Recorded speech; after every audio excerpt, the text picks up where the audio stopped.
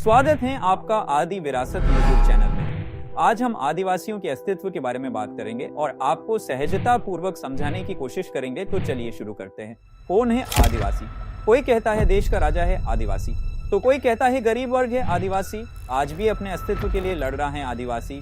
अपने ही घर में दूसरों को बसाकर खुद अपने ठिकाने के लिए लड़ रहा है। 15 अगस्त 1947 को भारत को आज़ादी मिली थी।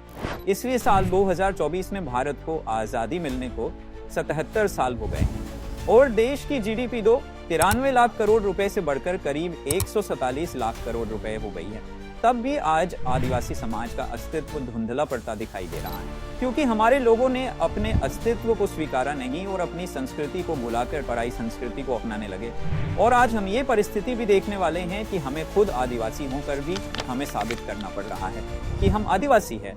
वन अधिकार कानून 2006 के जरिए आदिवासियों को जंगल पर ज्यादा अधिकार दिए थे। इस कानून के जरिए स्थानीय संसाधनों पर फैसला लेने का अधिकार स्थानीय जनता को दिया गया था। पर आज आप सोशल मीडिया पर देख रहे होंगे कि हसदेव जंगल को कटा जा रहा है। तो अब कहा जाए ये अधिकार और नियम जो आदिवासी समाज के अस्तित्व ठेस पहुंचा रहे हैं और उनसे उनका प्राकृतिक जीवन छीना जा रहा है। जब आदिवासी समाज के लिए संयुक्त राष्ट्र ने साल 2007 में आदिवासी लोगों के अधिकारों पर एक घोषणा अपनाई।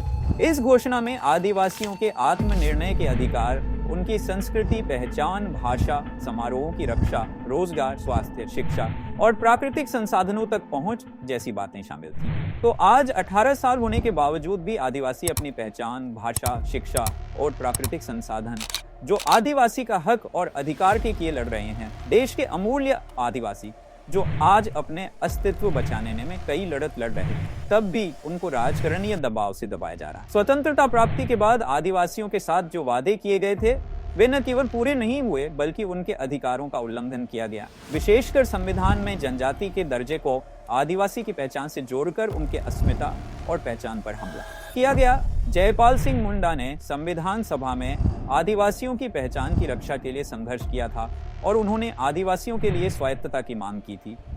बावजूद इसके उनका दृष्टिकोण नजरअंदाज किया गया और उनके समुदाय के लिए आदिवासी शब्द की जगह जनजाति शब्द को स्वीकार किया गया, जिससे उनकी सांस्कृतिक और सामाजिक पहचान पर संकट आ गया। इसके साथ ही आदिवासी क्षेत्रों में औद्योगिकीकरण, खनन और डैम बनाने की प्रक्रिया के दौरान आदिवासी समुदायों का विस्थापन हुआ और उनकी स्थिति और भी कठिन हो गई। आदिवासी भूमि का शोषण किया गया और विकास परियोजनाओं के लाभ से आदिवासी समुदाय वंचित रह गए, जिससे उनकी पीड़ा और बढ़ी। 1980 के दशक से संघ परिवार ने आदिवासी क्षेत्रों में धार्मिक मतभेदों को बढ़ावा दिया, जिससे आदिवासी समुदाय के भीतर आपसी संघर्ष उत्पन्न हुआ और उनकी एकता टूट गई। इसके परिणाम स्वरूप आदिवासी समुदायों के बीच धार्मिक आधार पर विभाजन हुआ और वे अपने मूल मुद्दों से भटककर धर्म के विवादों में उलझ गए। इस स्थिति में सवाल उठता है कि आदिवासियों का वास्तविक विकास और उनके अधिकारों की रक्षा कब होगी। विकास की बातें केवल बड़े उद्योगपतियों और शासकों के लिए क्यों हो रही हैं, जबकि आदिवासी क्षेत्रों में जीवन की बुनियादी जरूरतें पूरी नहीं हो पा रही हैं। जो प्रकृति को लेकर चल रहे हैं उन्हें ही प्रकृति से दूर किया जा रहा है। भारतीय संविधान ने आदिवासियों के अधिकारों की रक्षा के लिए कई कानून बनाए हैं, लेकिन दुर्भाग्यवश उन्हें सही तरीके से लागू नहीं किया गया। उदाहरण के लिए जम्मू कश्मीर में अनुच्छेद 370 को पूरी तरह से लागू किया गया, लेकिन देश के अनुसूचित क्षेत्रों में अनुच्छेद 244(1) को प्रभावी रूप से लागू नहीं किया गया। इसी तरह CNTSPT जैसे भूमि रक्षा कानून, वन अधिकार कानून 2006 और पेशा कानून 1996 जैसे महत्वपूर्ण कानून जो आदिवासियों के भूमि और जंगल पर अधिकार को सुरक्षित रखते हैं, उन्हें भी ठीक से लागू नहीं किया गया है। इन कानूनों की उपेक्षा से आदिवासी समुदायों के अधिकारों और प्राकृतिक संसाधन पर गंभीर खतरे मंडरा रहे हैं।